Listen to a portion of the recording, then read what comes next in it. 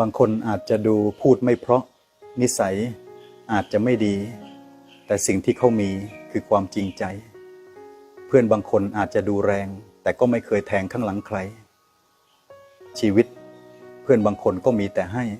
แต่ถ้าดูโปรไฟล์อาจจะไม่ได้ยิ่งใหญ่เหมือนกับคนอื่นที่เขาเป็นเพื่อนบางคนของเราเนี่ยแบบนี้จริงๆนะแต่โปรไฟล์เขาไม่ดีเลยอาจจะดูพูดแรงๆอาจจะดูนิสัยไม่ดีแต่สิ่งที่เขามีเนี่ยมันคือความจริงใจบางคนก็อาจจะดูแรงเหมือนกันแต่ก็ไม่แทงข้างหลังใคร